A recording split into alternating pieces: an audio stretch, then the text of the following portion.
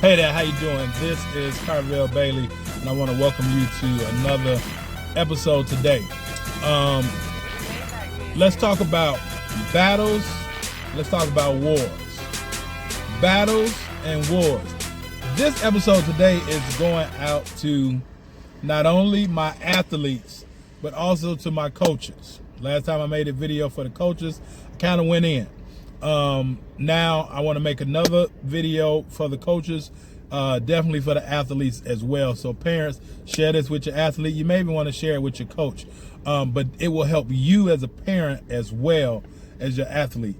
And before I get started, again, if you have not gotten a chance to check out my free case study video on how parents of unrecruited or under-recruited student athletes can save money on college by helping that student athlete get a college scholarship and the right college scholarship for them. If you haven't had a chance to check that out, go check it out at b2bsdhoopsmastery.com. b2bsdhoopsmastery.com. All right, you want to go check that out.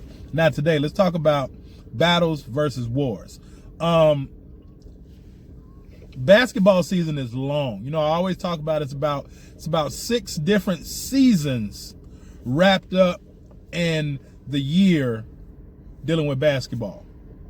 But now that we're in the heart of basketball season, and now we come into like the third stage of basketball season. We're getting to like the third season of the actual year. It's the second half of the season, about to be second half of conference in most cases, the next couple weeks, and we're really getting to the nitty-gritty. There are special teams. You have, I'm not sure what year it is, but the UCLA team. You have, I believe, the 72 Indiana Hoosiers. You have special teams that can go undefeated through the whole year. That's difficult. That's an amazing feat. Most teams that win a championship, hear me, most teams that win a championship are battle tested. I'm going to say it again. Most teams that win a championship, if that's high school championship, if that's NCAA championship, NJCAA championship, NAIA championship, whatever, NBA championship, G League championship, whatever championship that team wins, they are battle tested. Their athletes are battle tested, their coaches battle tested, and really the great teams that win championships aren't necessarily undefeated. They battle tested. And so much so, even their fans sometimes is battle tested. I can tell you a story. I remember one day, I was actually coaching at South Suburban. We were playing Triton. And, you know, it's like number one, I believe at that time, number 1 and number 3 in the country. The game was so intense to where the scorekeeper messed up and accidentally gave the wrong point to somebody, and it was in the official book, couldn't be changed. But sometimes the atmosphere gets so big to where certain people can't handle it. So parents, I want you to understand this. Be cool, be easy. Athletes, focus, stay the course. Coaches, keep doing a great job if you're doing a great job, and let's just work to get better every day, right? Because you just want to be battle tested. So here's my point. A team is not going to win every game. None of us are perfect. We're striving for excellence, but none of us are perfect. So no team is going to win a game, but are they going to be battle tested? Can they win those games to where, you know, the players and the coaches and the parents, everybody like look at themselves after the game is over, like, how do we make it out of there with that, right? How do we make it out of there with that win? Or like, okay, we, you know, didn't win by 1 or 2 points, whatever it is, it was a great battle. Don't lose the war trying to just focus on the battle. So put this in basketball terms, wrapping it all up. The battles are each games individually, right? Each game individually. The big war is that championship.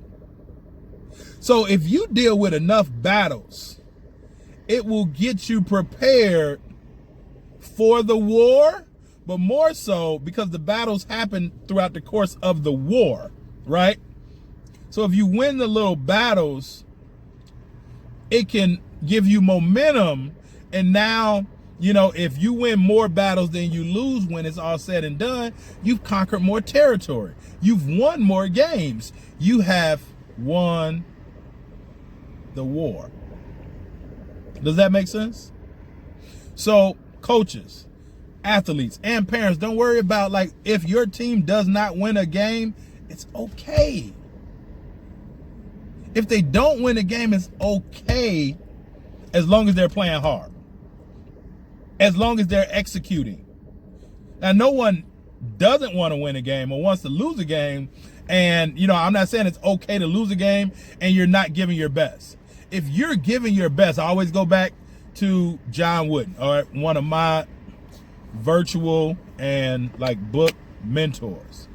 Always say that, like, excellence is giving the best that you can, like when you can, for as long as you can. And if you can do that, then you should be okay. So just because a team does not win, does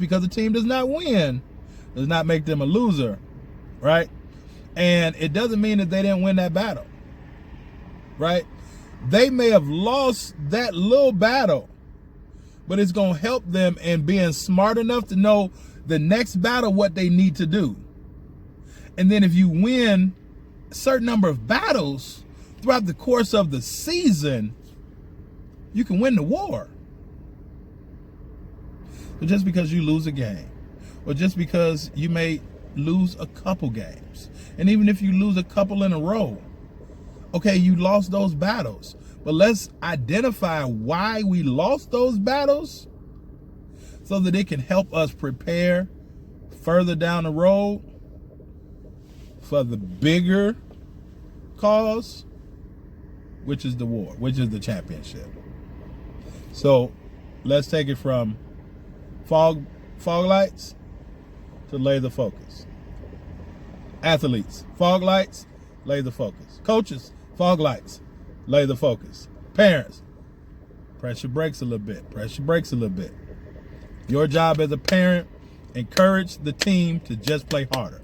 Just encourage the team to play harder. When they're playing hard, encourage them to play harder. When they're not playing hard, encourage them to play harder. Just encourage them to play harder and encourage them to play smarter. As a parent, as fans, that's all you need to do. Let the coaches and let the athletes take care of those little battles. But they're going to need your support to be able to take care of those battles, because oftentimes when you're in foreign land and you don't know the terrain, you don't know the territory, it can get real lonely. And then that's when adversity pops up and all type of fingers are pointing. So again, we're talking about battles and we're talking about wars. Don't let your focus get off track because you think that the battle is more important than the war. You don't want to go all out in the battle and now you have nothing for the war. Meaning, don't get mentally fatigued over a loss or a little hiccup, because there's still more fighting to do. Does that make sense? I hope it do. All right, so the battles versus the wars. All right, let's zone in, let's focus this next part of the season. And just keep chipping away. Just keep chipping away. Keep chipping away.